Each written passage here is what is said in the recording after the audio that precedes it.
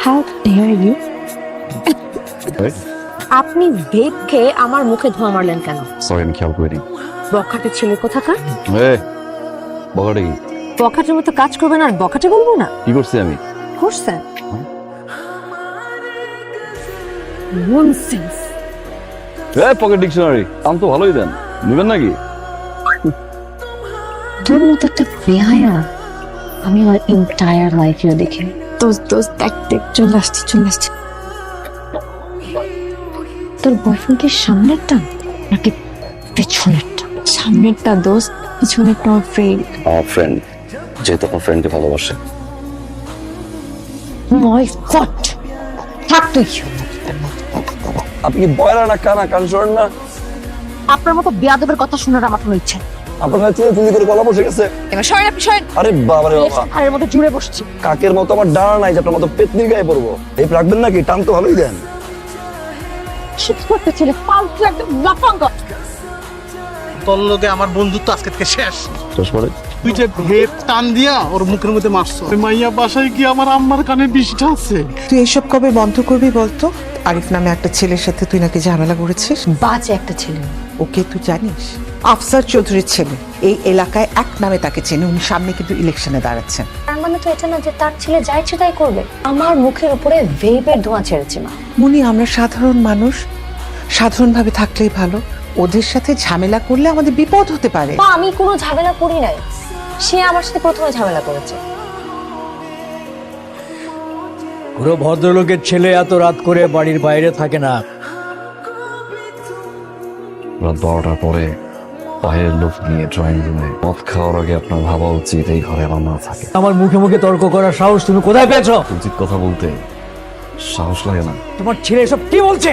সব ছেলেদের মতো কথায় কথায় মাকে ডাকবে না। আরে চিৎকার করবো না। চিয়ার্স বাবা, চিয়ার্স চিয়ার্স।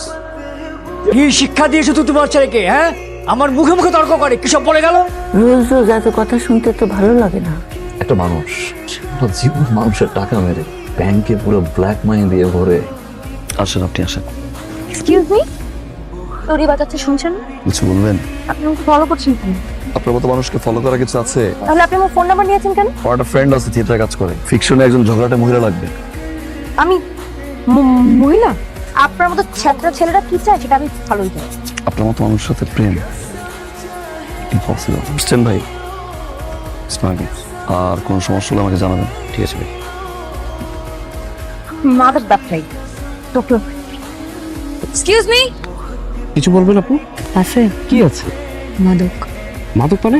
একটু আগে যে ওই বদমাশটাকে দিলেন আপনি টাকার বিনিময়ে, এটা আমার লাগবো। আপু, ওটা বাচ্চাদের, এতিম বাচ্চাদের জন্য দেয়া খাবারের টাকা।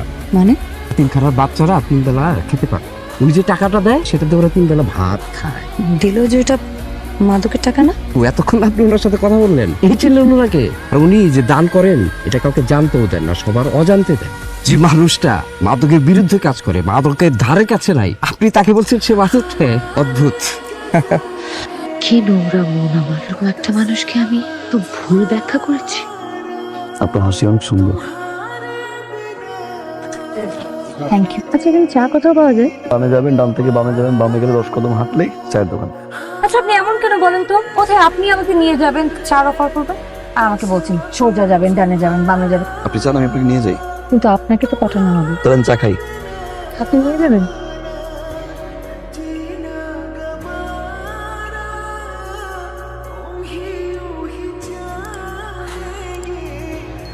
মান সম্মান কি রাখছে কিছু তোমার ছেলে? তোমাকে কত করে বলেছি তোমার ছেলে কোথায় যায়, কি করে না করে একটু খোঁজ খবর রাখো। ও যখন পছন্দ করেই ফেলেছে, বললেই হলো। আরে আমার স্ট্যাটাসের সাথে যেতে হবে না?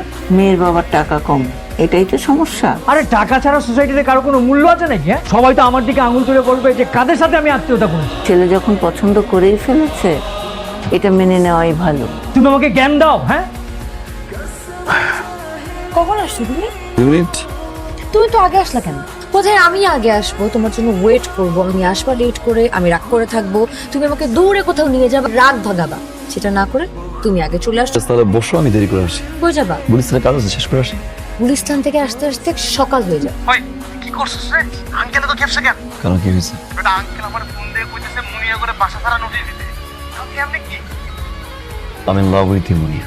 Like I am in love with you too. সমস্যা কি তোমার? এই আস্তে কথা বলে, এটা ভদ্রলোকের বাড়ি। আমি তোমাকে ভদ্রতা দিচ্ছি না। জাজমেন্ট করার তুমি কে? লজ্জা করার নাই কথাটা বলতে। তাহলে আমার পার্সোনাল ব্যাপারে ইন্টারফেয়ার করার তুমি কে?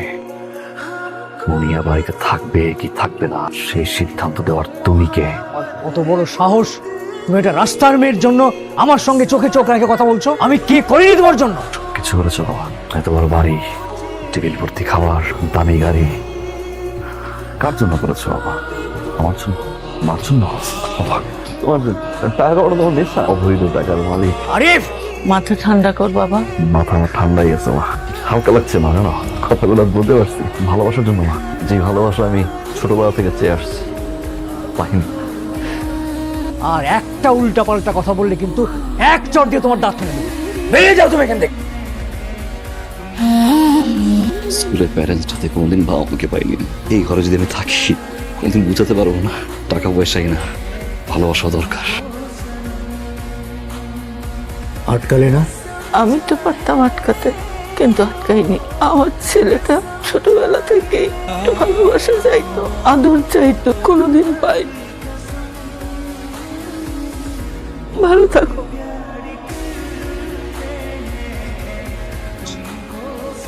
Almost there. Oh, stop. Samurai. এগুলো কি? আমার সামনে যে মানুষটা দাঁড়িয়ে আছে, আজকে তার birthday. Happy birthday to you.